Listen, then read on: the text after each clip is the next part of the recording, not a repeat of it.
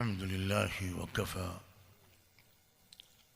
وسلام على عباده الذين اصطفى أما بعد أعوذ بالله من الشيطان الرجيم بسم الله الرحمن الرحيم لا تحرك به لسانك لتعجل به إن علينا جمعه وقرآنه فإذا قرأناه فاتبع قرآنه ثم إن علينا بيانه سبحان ربك رب العزة عما يصفون وسلام على المرسلين والحمد لله رب العالمين اللهم صل على سيدنا محمد وعلى آل سيدنا محمد وبارك وسلم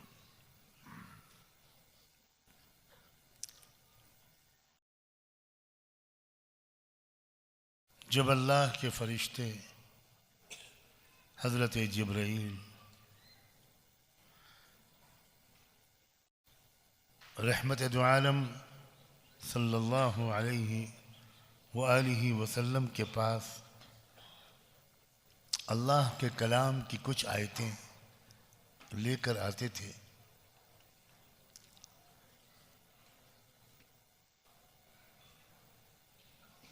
तो तीन चीज़ों की फ़िक्र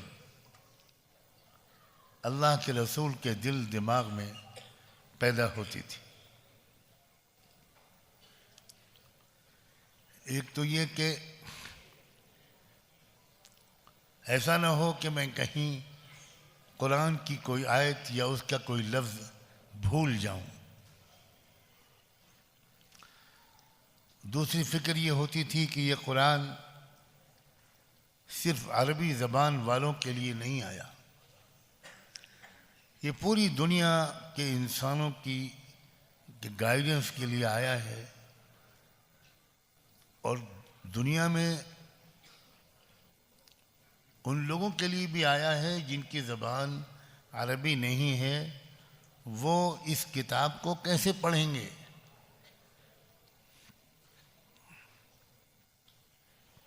तीसरी फ़िक्र आपको ये होती थी कि वो समझेंगे कैसे, इसलिए कि ये उनकी ज़बान में नहीं होगी। दुनिया में इंसान बेशुमार ज़ुबानें बोलते हैं। अल्लाह के रसूल सोचते थे कि सब लोग,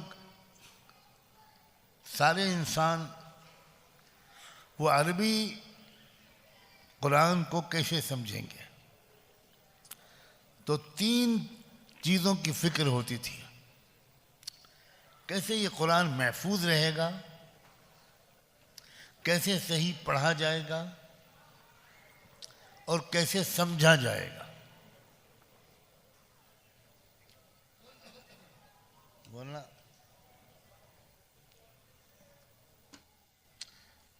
आप खुलासा लास्ट में करेंगे, आखिर में करेंगे? अच्छा ठीक।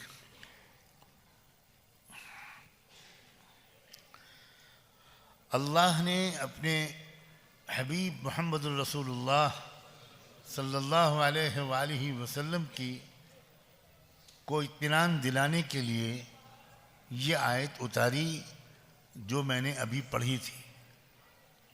ला तुहर्रिक बिही लिसानका लितअजल बिही इन्न अलैना जमअ। अल्लाह के रसूल जल्दी जल्दी अल्लाह के कलाम को दोहराते थे, रिपीट करते थे, कहीं कोई लफ्ज़ आप भूल न जाएं। अल्लाह ने आपको इत्मीनान दिलाया कि जल्दी जल्दी दोहराने की ज़रूरत नहीं है ए मोहम्मद, यह हमारा काम है। इन्न अलैना जमअ,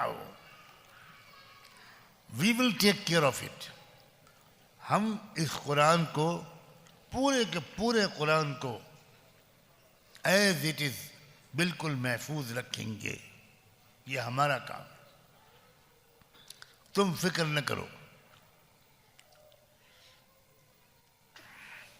व कुरआनहू, और हम खुद अपने जिम्मे लेते हैं कि ये कुरान पूरी दुनिया में सही पढ़ा जाएगा।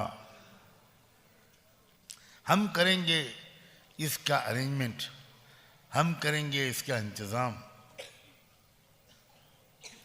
सुम्मा इन्ना अलैना बयाना, तुम सिर्फ एक काम करो, फ़इज़ा क़रअनाहु फ़त्तबिअ क़ुरआना, हम जब पढ़ें तो तुम वैसे ही पढ़ो बस। तीसरी बात कि इसको समझेंगे कैसे लोग। हम, अल्लाह ने अपने महबूब सैयदना मुहम्मदुर रसूलुल्लाह सल्लल्लाहु अलैहि वसल्लम को इत्मीनान दिलाया कि ये काम भी हम अपने ज़िम्मे ले चुके, हम इसका इंतज़ाम करेंगे कि पूरी दुनिया में ऐसे बंदे पैदा होंगे जो इस कुरान के पैगाम को, इसके मैसेज को वो तफसील से समझाएंगे, वो एक्सप्लेन करेंगे, वो कुरान का मतलब बताएंगे। तो 3 वादे, कुरान महफूज रहेगा, कुरान सही सही पढ़ा जाएगा और कुरान समझा और समझाया जाएगा।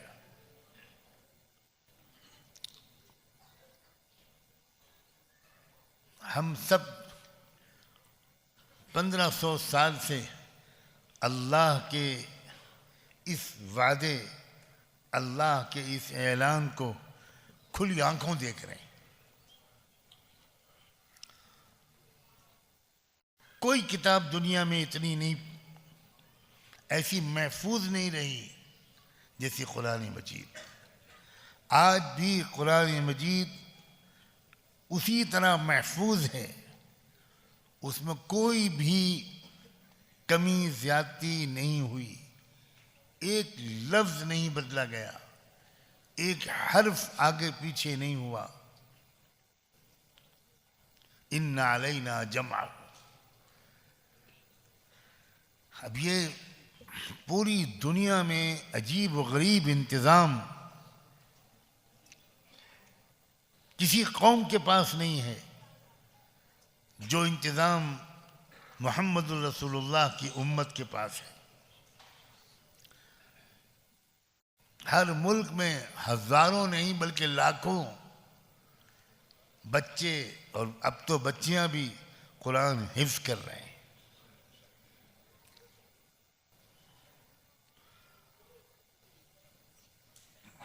आप एक पेज याद नहीं रख सकते, किताब तो दूर की बात है, लेकिन जो किताब इंसान समझता भी नहीं, उस किताब को अच्छी तरह हिफ्ज़ करने वाले पूरी दुनिया में करोड़ों की तादाद में।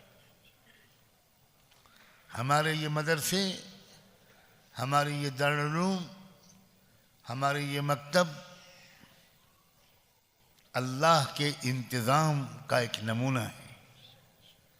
जो अल्लाह ने अपने ज़िम्मे लिया था एक काम, मोहम्मद तुम फिक्र न करो, ये कुरान हम महफूज रखेंगे। उस वक्त किसी को नहीं समझ में आया होगा कि कैसे महफूज रखा जाएगा, और हम देख रहे हैं दुनिया के किसी भी मुल्क में आप चले जाएं, कहीं चले जाएं, अल्लाह का लाख लाख करम है कि इस कमज़ोरी के दौर में भी हर जगह पर कई सौ और कई हज़ार अल्लाह के बंदे ऐसे मिलते हैं जो बड़ी मेहनत के साथ अल्लाह के कलाम को हिफ्ज़ करते हैं।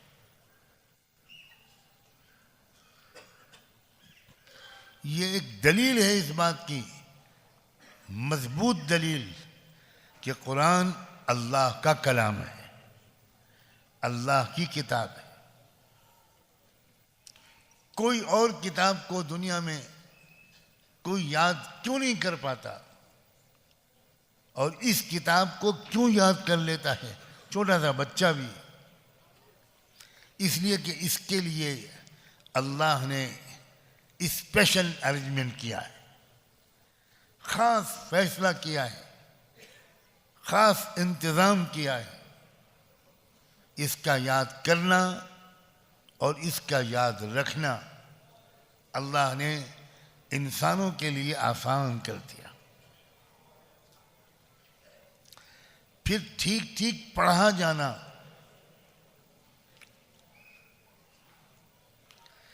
अभी जिस नौजवान ने तिलावत की, जिन्होंने मगरिब की नमाज पढ़ाई, ये अरबी और नस्ल लोग नहीं हैं, मगर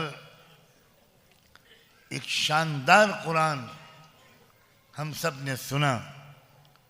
और ऐसे ही लाखों करोड़ों उम्मती इस दुनिया में रोज तैयार होते हैं जो बहुत अच्छा कुरान याद भी करते हैं, बहुत अच्छा कुरान पढ़ते भी हैं और पढ़ाते भी हैं।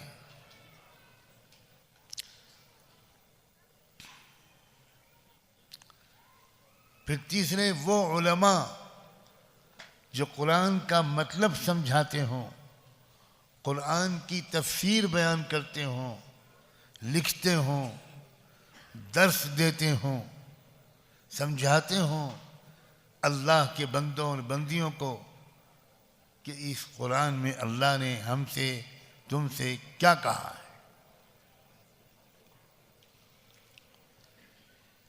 तो ये तीनों वादे अल्लाह के जो पूरे हो रहे हैं, इन वादों के पूरे होने की जगह, उसके इंतज़ाम की जगह दीनी मदरसे हैं, दीनी मदारिस हैं। और वो बच्चे, वो नौजवान, वो लोग जो कुरान हिफ्ज़ करते हैं, जो कुरान पढ़ते और पढ़ाते हैं, जो बच्चों को हिफ्ज़ कराते हैं, जो कुरान के मतलब समझाते हैं, हमें ये समझना चाहिए कि वो उस डिवाइन अरेंजमेंट, उस अल्लाह के इंतज़ाम का एक टूल है, एक इंस्ट्रूमेंट है, एक ज़रिया है, एक सबब है, जिनके ज़रिए से अल्लाह अपने वादों को पूरा फरमा रहा है।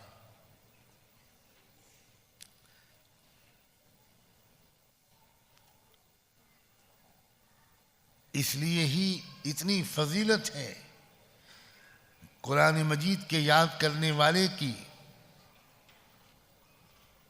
कि उसके वालिदैन को कितनी इज्जत मिलेगी, कितना एजाज़ मिलेगा। और हर हाफिज़ कुरान को बड़ी तादाद में अपने साथ अल्लाह के बंदों और बंदियों को, अपने रिश्तेदारों को जन्नत में ले जाने का इख्तियार दिया जाएगा। कितनी बड़ी नेमत है। आपके घर में कोई बच्चा हाफिज़ कुरान हुआ, क़यामत के मैदान जब होगा तो वो बच्चे के बारे में कहा जाएगा, अल्लाह ताला उससे कहेगा कि तुम जितनी तादाद चाहो, कुछ हदीसों में तादाद भी आई है, तुम जिसको चाहो बगैर हिसाब किताब के जन्नत में ले जाओ। अब बच्चा कहेगा मैं अपने बाप, अपने अब्बू के बगैर नहीं जाऊंगा, अपनी अम्मी के बगैर नहीं जाऊंगा, अपने अंकल के बगैर नहीं जाऊंगा, अपने कजिन्स के बगैर नहीं जाऊंगा, अपने ब्रदर्स एंड सिस्टर्स के बगैर नहीं जाऊंगा। क्या खुशनसीबी है।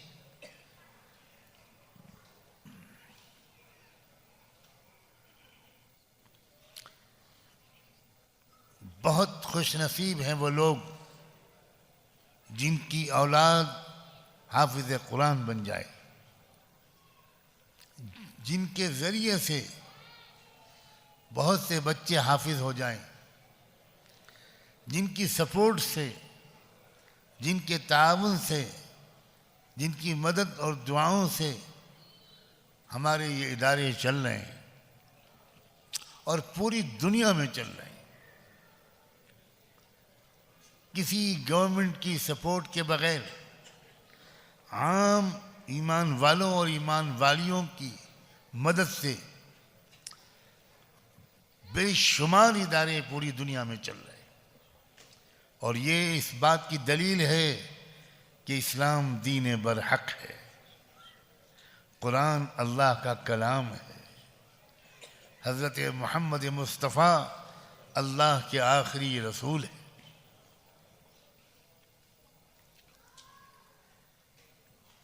एक वाक़या सुनाता हूँ।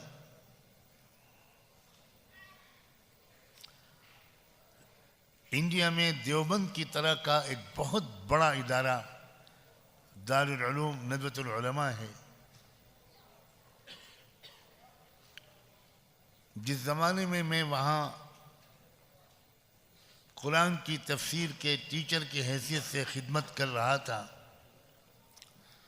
उसी ज़माने में उसी शहर में एक इंटरनेशनल कैथलिक चर्च की कॉन्फ्रेंस हुई। पूरी दुनिया से Catholic bishops, cardinals, Christian heads वो आए। तो हमारे मदरसे की विज़िट के लिए भी आए। ऑलमोस्ट 60 लोग थे, वो मर्द भी थे और कुछ लेडीज़ भी थी।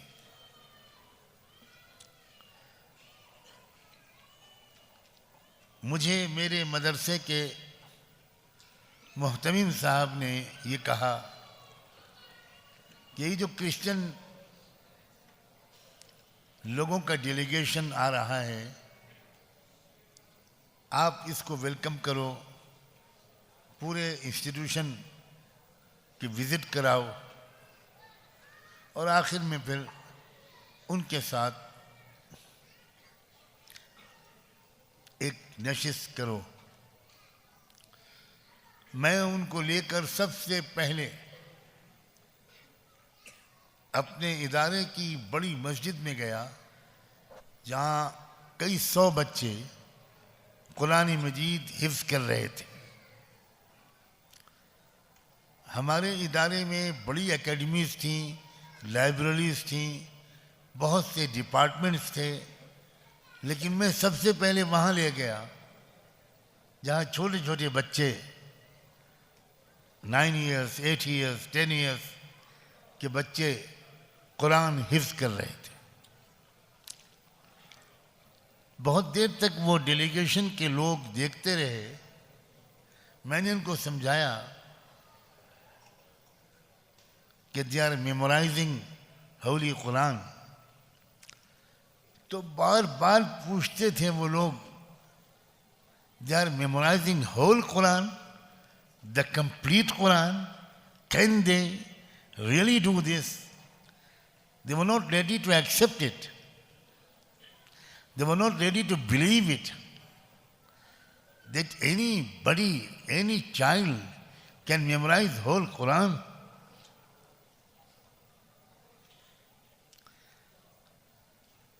They were deeply surprised and astonished.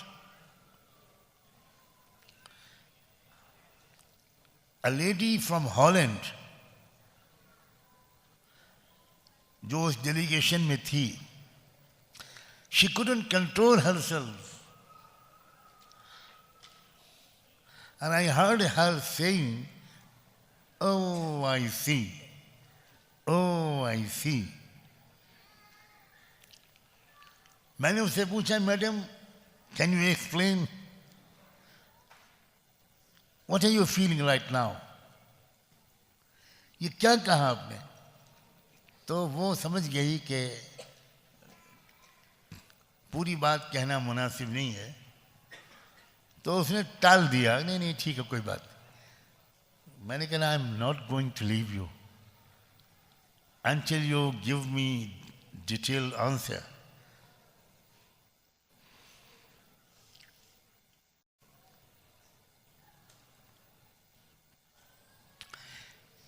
मैंने जब बहुत इंसिस्ट किया और वो भी समझ गई कि ये बंदा मुझे छोड़ेगा नहीं, तो उसने मुझसे जवाब में ये कहा कि असल में मैं ये सोच रही हूँ कि thousands and thousands of pounds and dollars we spend to distort Quran, to bring some changes in Quran. आज मैं समझी कि हम लोग कामयाब क्यों नहीं होते. Why don't we succeed in our attempts to distort Quran? अगर प्रिंटेड पेपर में अगर हमने कुछ डिस्टॉर्शन कर भी दिया, how can we able to distort Quran in the hearts and brains of these young people? This is the reason of our failure.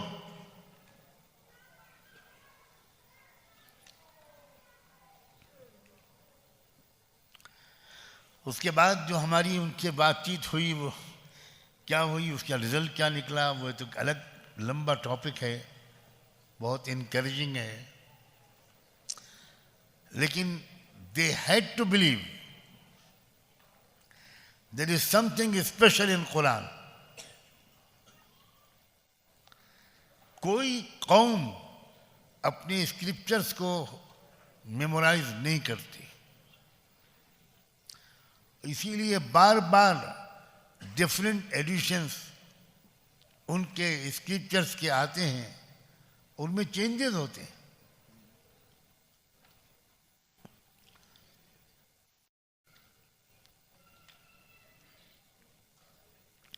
इस नेमत का शुक्र अदा करना चाहिए, इसकी कदर करनी चाहिए.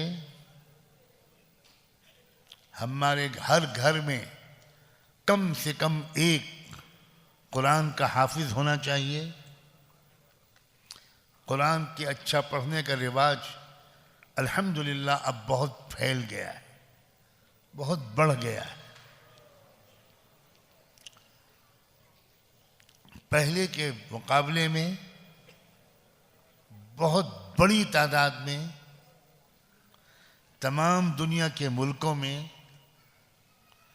हमारे बॉयज़ एंड गर्ल्स कुरान याद कर रहे हैं, कुरान हिफ्ज़ कर रहे हैं, बहुत अच्छी तरह कुरान पढ़ रहे हैं, बहुत अच्छी तरह कुरान पढ़ा रहे हैं. कुरान में अल्लाह ने ऐसी तासीर रखी है, ऐसा असर रखा है कि अगर कोई कुरान को समझता भी नहीं, फिर भी अगर कोई उसके सामने अच्छी तरह कुरान को पढ़ता है तो उसका दिल मुतासिर होता है, वो एक अट्रैक्शन फील करता है. जिस तरह कुरान मजीद को हमारे इमाम हजरात पढ़ते हैं और उस कुरान उसको हम लोग नहीं जानते, आम लोग हमारे कि कुरान की जो क़िरात के उसूल हैं वो इंसान की साइकोलॉजी से कितना गहरा कनेक्शन रखते हैं, कितना गहरा इम्पैक्ट पड़ता है इंसान के ब्रेन पर, whether he is able to understand Quran or not. Mere listening to it वो इफेक्टिव होती है, इम्प्रेस करती है, इम्पैक्ट छोड़ती है.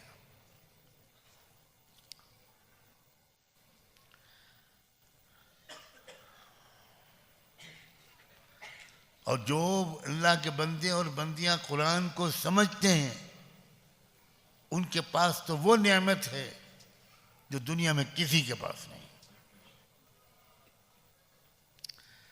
कुरान सब कुछ सिखाता है, कैसे हमें चलना चाहिए। व इबादुर रहमान अल्लज़ीना यमशूना अलल अर्ज़ि हौना। तकलीफ़ों, चैलेंजेस को कैसे फेस करना चाहिए, कैसे बिजनेस करना चाहिए, कैसे फैमिली को मैनेज करना चाहिए,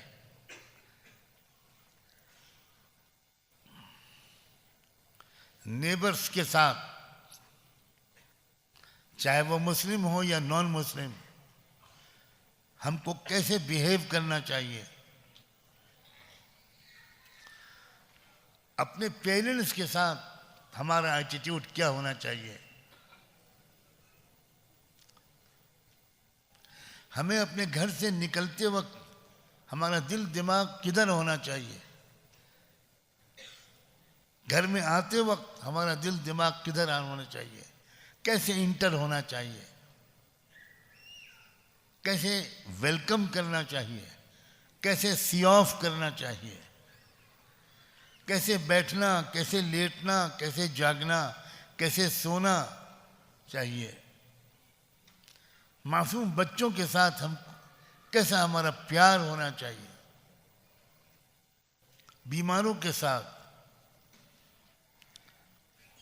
मार्जिनलाइज्ड पीपल के साथ, जो लोग कुछ डिप्राइव्ड हैं, दुनिया की रेस में पीछे रह गए हैं, उनके साथ हमारा बर्ताव,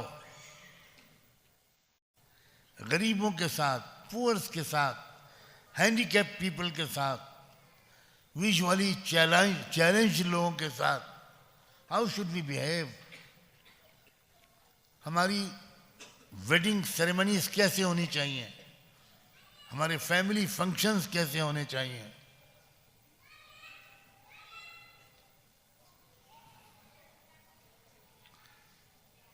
निकाह और शादी के लिए हमें एक पार्टनर को किन बुनियादों पर प्रेफर करना चाहिए, क्या क्वालिटीज हमें देखनी चाहिए एक लड़के या लड़की के अंदर। कोई जिंदगी का हिस्सा अल्लाह की कसम ऐसा नहीं है जिसके बारे में कुरान ने बहुत इजी, बहुत natural, easy to be followed instructions न दिए।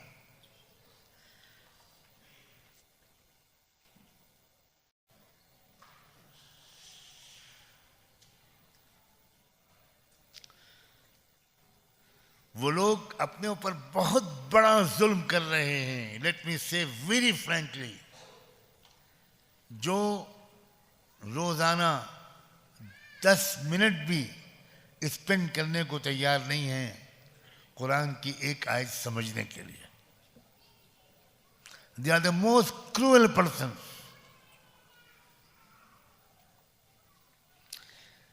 मुसलमान हो और कुरान को समझने की कोशिश ही न करे, ये बिल्कुल बियॉन्ड अंडरस्टैंडिंग ऑफ इस्लाम है। We can not imagine a single Muslim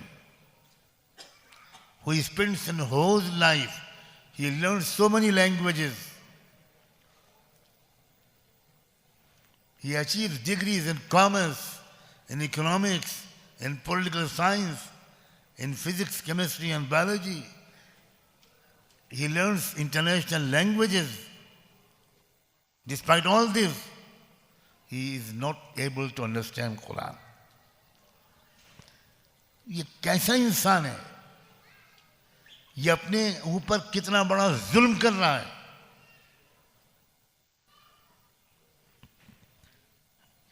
wisdom के सबसे बड़े ट्रेजर से अपने आप को डेलिबरेटली महरूम कर रहा है।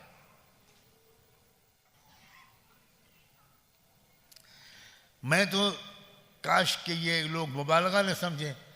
आई am really at loss to understand how anybody can enjoy this life without understanding Quran.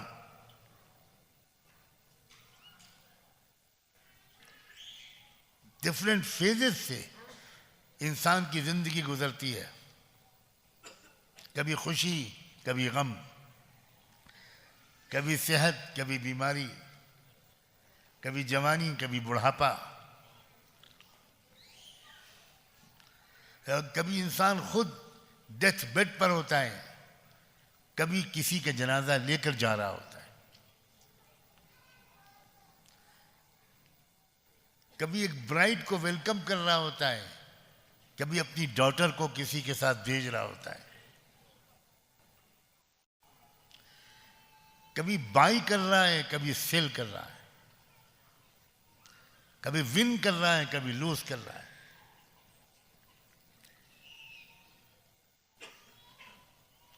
किसी की जिंदगी एक ही किस्म की हालत में कभी नहीं गुजरती। ये इस दुनिया में पॉसिबल ही नहीं है। कभी सुबह, कभी दोपहर, कभी शाम, कभी रात, कभी रोशनी, कभी अंधेरा।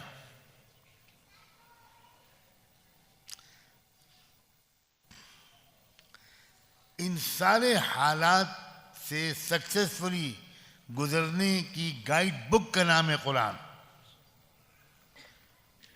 वो सिर्फ तिलावत की किताब नहीं है, वो हिदायत की किताब है।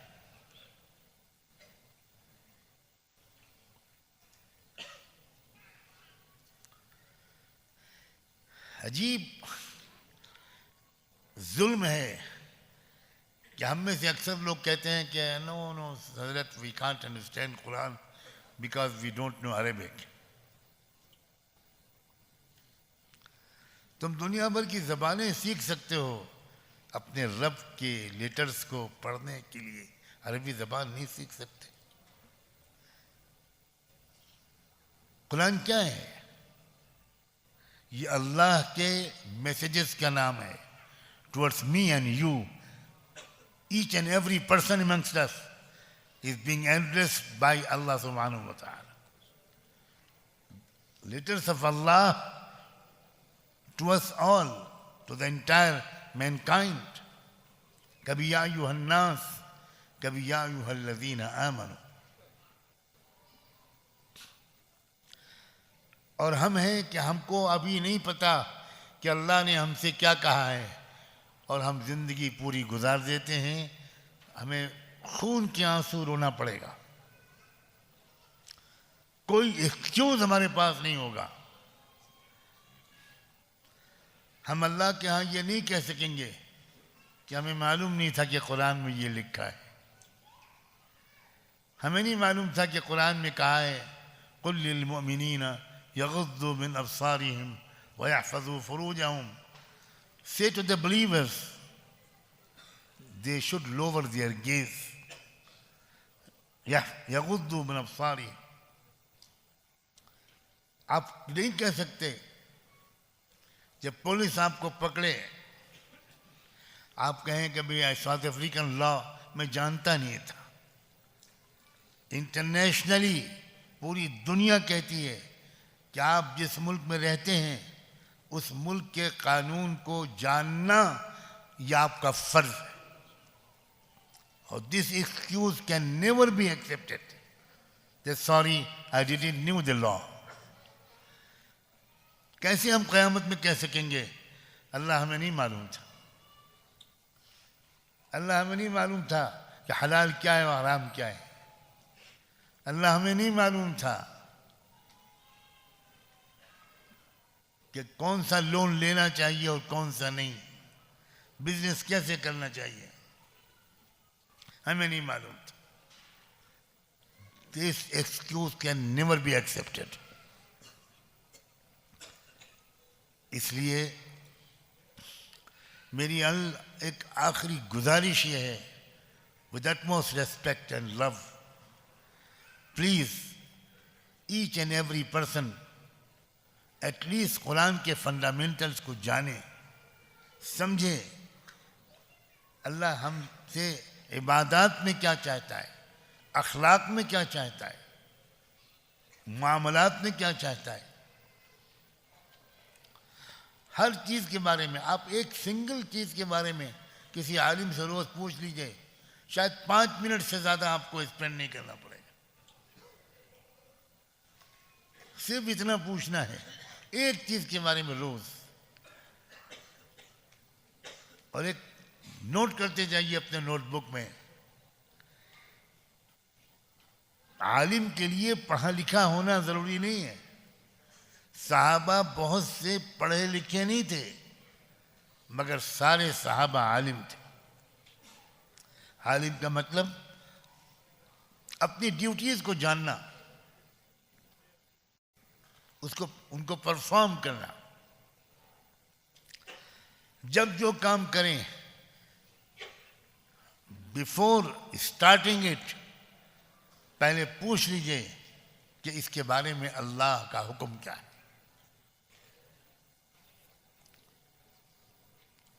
अल्लाह ताला हमारे इन मदरसों को आबाद रखे, हर इलाके के लोगों को अपने इलाके के मदरसों की कदर अता फरमाए, और 100% घरों में इन मदरसों का फैज़ पहुँचे।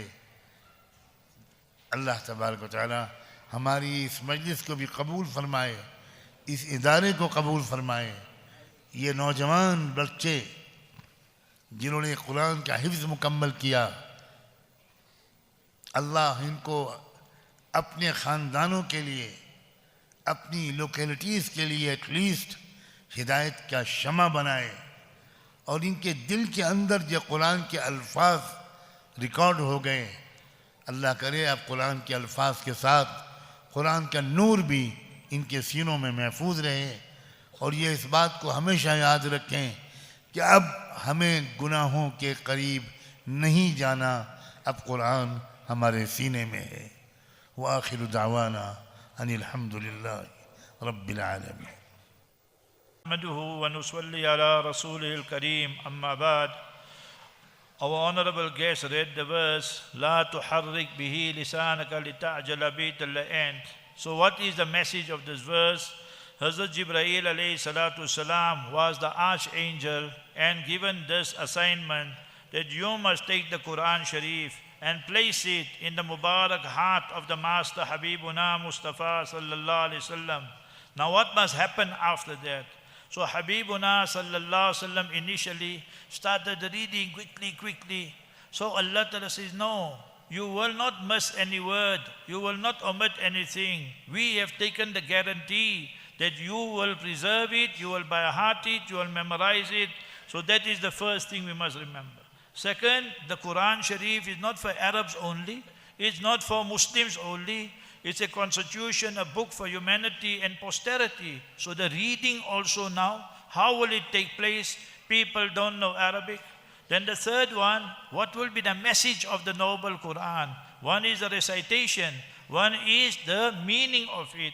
So Hazrat elaborated on that and said that, see, Almighty Allah Jalla wala himself took the responsibility. This Quran Sharif will be preserved and protected through the ages. And remember, today we see how Allah Ta'ala has made so many millions of people, Hufaz and so forth. Inna nahnu nazzalna dhikra wa inna lahu lahafidhun. We revealed this reminder, this Quran Sharif, and we will protect it, preserve it. No addition, no omission, no interpolation. Second one, the recitation, Allah made easy. So now we can learn so many languages. So inshallah, how we all learn, we go to maktab, we learn the letters and so forth. So when there's a will, there's a way. So we learn that also. And then remember that we must try and understand the meaning. Today Hazrat says, we normally give the excuse, no, I don't know Arabic, we don't understand. Don't we understand? But when it comes to business, how many languages we learn? So we all must make that effort, at least the basics and the fundamentals we must learn. Look at our makatib, our primary madrasas, our darulooms, our higher learning, our hifz classes. What effort the ulama, the hufaz, the teachers. Jazahumullahu khairan. Allah Ta'ala, remember, He has showered them. They are the best of people according to the hadith. Khairukum man ta'allama al-Qur'ana wa allama. We see the Muslims, we are so weak nowadays. But we have the greatest miracle of Mustafa Habibuna sallallahu alaihi wasallam. This is divine arrangement. Allah made special arrangement, divine arrangement for the preservation of the noble Quran. Hazrat gives example. Hazrat says Maghrib time, our Qari Hanif, he recited and was the Imam. Beautiful, wonderful rendition. But he's not an Arab. But see, he studied in Medina where Hazrat, our Sheikh, studied. And remember that you see how wonderful rendition. Thereafter we see here Hafiz Abdul Rauf Yusuf, he hails from Comoros. So he read here again that non-Arab and wonderful rendition.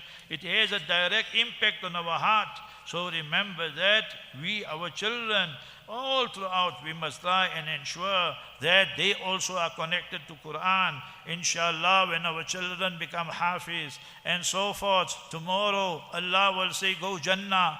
That son will say, that daughter will say, Allah, I'm not going Jannah. Allah knows everything. Allah's knowledge all embracing, all encompassing. So Allah says, why are you not going Jannah? Ya Allah, what am I doing Jannah? My parents are not there. See, what an investment it is. So they will become the means and intercede on our behalf and take us to Jannah. So that's a greatest investment we can make. Remember that. See our madaris, our ulama, no support from governments. Allah Jalla wala has made it such. Allah reward you, the donors, that this investment you made and it's running, mashallah. You take Darul Uloom Nadwatul Ulama, you take other institutions, Deoband and our Newcastle Darul Uloom. Hundreds of years they're running. No support really from government. Allah Jalla wala reward all those who are supporting this. Hazrat says, I want to relate to you a story. Inshallah, it will have a great impact on you. Hazrat graduated everything. Hazrat was the Ustad at Nadwatul Ulama of Tafsir of Noble Quran. And previously Hazrat mentioned for the ulama who are present that one of his great teachers who inspired him was Sheikh Muhammad Amin al-Shanqiti rahimahullah, the author of Adwaul Bayan and so forth. So Hazrat mashallah imbibed great knowledge from him. So he says one day a delegation came and they had an international conference, Catholic conference. The bishops were there, the Catholic, they came with all their priests and pastors and what have you and so forth. Then they also wanted to visit Nadwatul Ulama. This delegation comprised 60 delegates. So the Muhtamim Sahib principal requested from Sheikh Sahib that you must take them. Hazrat knows Arabic, Urdu, English, Farsi, so many languages, mashallah. So you can interact easily with them. So Hazrat says, if you come to Nadwa, you will find wonderful libraries, everything. I left all that. I took this delegation straight there to Qismut Tahfiz, where our Asatiza were teaching the students to become Hafiz of Noble Quran. 8 years old, 9 years old, 10 years old. Now these people are looking. They look at these children. They by hearting, memorizing the Noble Quran. And they are totally perplexed and astonished and so forth. So then they started interacting with Hazrat, that they asked this question, really, are these children by hearting the entire Quran? Not just quarter, not half. Hazrat said, no, entire Quran Sharif, 6,236 verses, 114 surahs, like that. Then one lady said to Fadilatul Sheikh that she is from Holland. You know what? We spend millions and thousands to distort the message. And before that she said, oh, I see. So Hazrat asked her, what are you seeing? She became emotional. But she did not want to embarrass her people. But then Hazrat said, I said, no, that I want you must speak and so forth.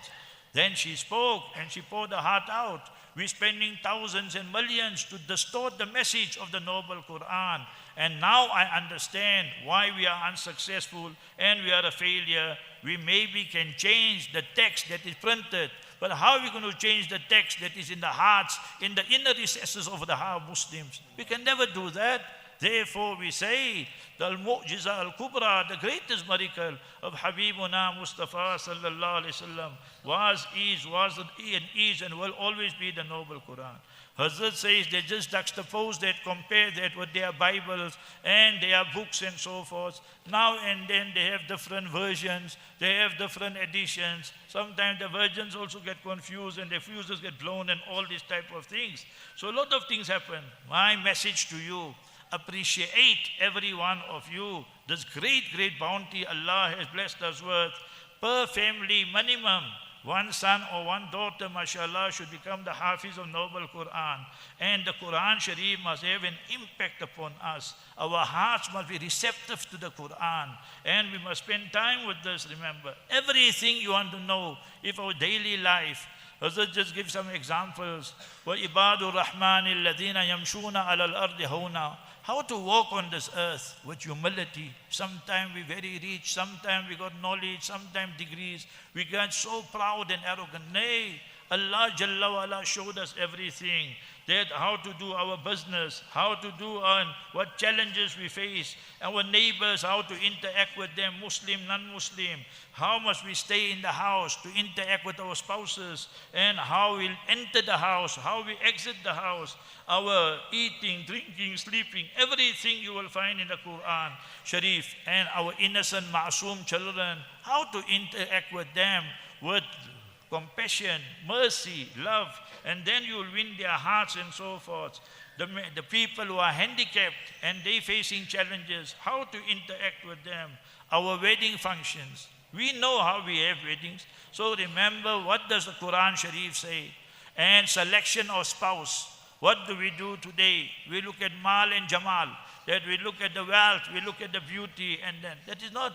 We must look at what Islam said, what the Quran Sharif taught us. So every aspect of our life you will find. He says, brothers, sisters, I want to be honest and frank. Hazrat says, today we the Muslims, we have done and committed one of the greatest oppression on ourselves by neglecting the noble Quran. We don't even take out 10 minutes in the 24 hours Almighty Allah has blessed us to understand what is Allah's message to me. What is Allah saying to me? We have neglected and abandoned the noble Quran, Allah forbid. When we do that, then we are asking for trouble. There are different disciplines today. People become engineers, lawyers, doctors. How they learn everything. But the greatest book, the greatest constitution, that we have neglected it and abandoned it. So that is a terrible thing. Remember this. So Hazrat mentioned one beautiful sentence. How can we enjoy life without understanding the message of the noble Quran? Each one of us should ask ourselves that how we just go, through our life. No. Quran is not only for tilawat and reading and thawab. It is hudal linnas. It is a book of guidance for humanity and posterity. So we all should try and imbibe and acquire that great miracle. And remember today that we say, no, I don't know Arabic. Allah Jalla wala addresses, Ya ayyuhan nas, O humankind, O people. Allah Jalla wala states, Ya ayyuhalladhina amanu, A iman walo, O you who believe. So Allah is teaching us, this book was, is, will always be the Kalamullah Ta'ala, the direct speech of Almighty Allah for humanity and posterity. So therefore, look at the Quran Sharif, Surah Nur, Surah 24, verses 30-31. قُلْ لِلْمُؤْمِنِينَ يَغُدُّوا مِنْ أَبْصَارِهِمْ وَيَحْفَظُوا فُرُوجَهُمْ. Ya Rasulullah Mustafa sallallahu alaihi wasallam, address the believers. Tell the believing man that they must lower their gazes.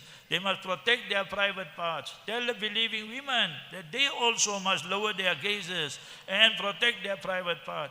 Now, how many of us even know the verse, or even know the message of the verse, or even practice on it?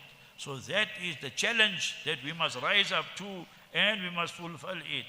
Today, any country we go, we just park anywhere, we drive any speed, we say, sorry, I don't know the law. Nobody will accept it. Ignorance of the law is not an excuse. Tomorrow, brothers, on the day of justice, what excuse will we give Almighty Allah? We learned so many languages for business, to make money and so forth, but we didn't learn even the meaning of Surah Fatiha. Imagine. We're reading every day, but we don't know. So each one of us, this is Hazrat's last request. I beg you, I appeal to you, that everybody should try. We're not saying you must become a great alim and so forth. Every Sahabi was an alim. Alim in the sense they knew what is the challenges, the basics and the fundamentals of deen. So that much each one of us must acquire and imbibe. Then Hazrat says that I hope and I pray and I supplicate to Almighty Allah Jalla wala that our madaris, our darulums, our makatib, Allah Jalla wala accepts it. Those who are teaching here, those who are studying here, those who are sponsoring and donors, Allah Jalla wala accept all our effort. Although it is a humble effort, but Allah Jalla wala is Akbar. Remember, He will overlook our faults, He will forgive us. So we thank Hazrat also, despite his illness, he came, illuminating our hearts with this wonderful message. So I appeal to all of you brothers. Subhanallah wa bihamdi. سبحانك اللهم وبحمدك نشهد أن لا إله إلا أنت نستغفرك ونتوب إليك نستغفرك ونتوب إليك نستغفرك ونتوب إليك اللهم صل على سيدنا محمد وعلى آل سيدنا محمد وبارك وسلم ربنا ظلمنا أنفسنا وإن لم تغفر لنا وترحمنا لنكونن من الخاسرين فلا تجعلنا من الخاسرين اللهم انفعنا بما علمتنا وعلمنا ما ينفعنا اللهم إنا نسألك علما نافعا وقلبا خاشعا ورزقا واسعا حلالا طيبا مباركا فيه وعملا صالحا متقبلا وشفاء من كل داء اللهم إنا نعوذ بك من علم لا ينفع ومن قلب لا يخشع ومن نفس لا تشبع ومن دعوة لا يستجاب لها اللهم أرنا الحق حقا وارزقنا اتباعه وأرنا الباطل باطلا وارزقنا اجتنابه اللهم أحسن عاقبتنا في الأمور كلها وأجرنا من خزي الدنيا وعذاب الآخرة اللهم طهر قلوبنا من النفاق وأعمالنا من الرياء وألسنتنا من الكذب وأعيننا من الخيانة فإنك تعلم خائنة الأعين وما تخفي الصدور اللهم آت نفوسنا تقواها وزكها أنت خير من زكاها أنت وليها ومولاها اللهم اهدنا فيمن هديت وتولنا فيمن توليت وعافنا فيمن أعطيت وعافنا فيمن عافيت وبارك لنا فيما أعطيت وقنا واصرف عنا برحمتك شر